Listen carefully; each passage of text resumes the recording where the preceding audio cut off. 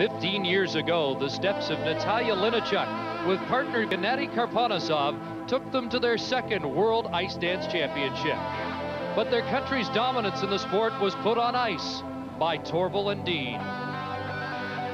Then another generation of Russian splendor, Bestyaminova and Bukin, Klimova and Ponomarenko, Usova and Julin, world champions all. Now emerging on the horizon, a Canadian challenge from Shailin Bourne and Victor Kratz. But in their way, the new Olympic champions, Oksana Grichyuk and Jenny Platov.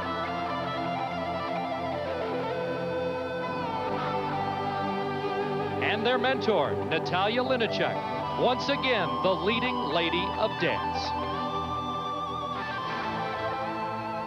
But first, the ladies take the world stage.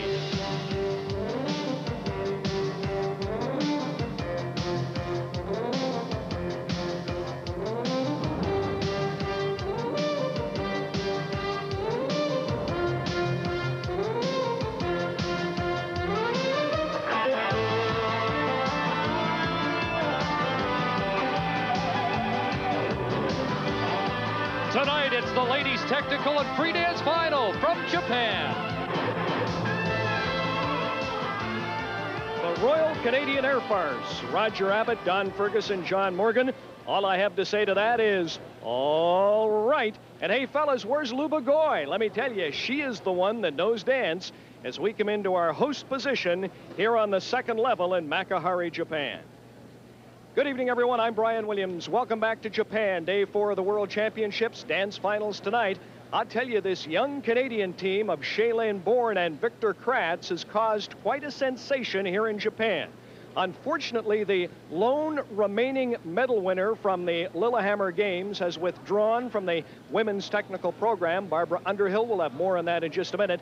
A treat for you this evening.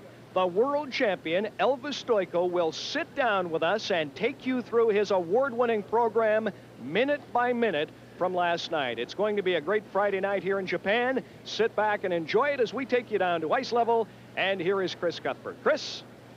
Thanks, Brian. Good evening, everybody. A real Canadian wave has hit these World Championships in Japan. First, the gutsy silver medal by Isabelle Brasseur and Lloyd Eisler. Then Elvis Stojko winning gold, and it could continue tonight. Shailin Bourne and Victor Kratz are in 6th place after the original dance, and that's a big move up from their 10th place finish at the Olympic Games. Maybe they can continue that move in the free dance tonight. And José Chouinard is a definite medal contender now after winning her pool in qualifying. And with their thoughts on what to look for tonight, here are Barb Underhill and Paul Martini. Chris, the results of yesterday's original ice dance competition broke all the ties and has pretty much locked the placements in. Grichyuk and Platov are clearly the head of the class, and France's Mongnat and Levanchi, currently second, are not likely to switch with the Finns' Rakamo Koko. A medal by the French would mark their return to the podium since the Ducheneys captured gold in 1991. And a good skate by our own Bourne and Kratz will give Canada our best finish in the ice dance competition since Wilson and McCall took the bronze in Budapest in '88. But Barb, as predictable as the results may be in ice dance, the ladies' event is anything but. Well, Paul, fatigue and injury has had a major impact in this event. China's Lu Chen arrived here the favorite when both Nancy Kerrigan and Oksana Baiul withdrew. But since then, she has had to withdraw herself because of a stress fracture to her right foot.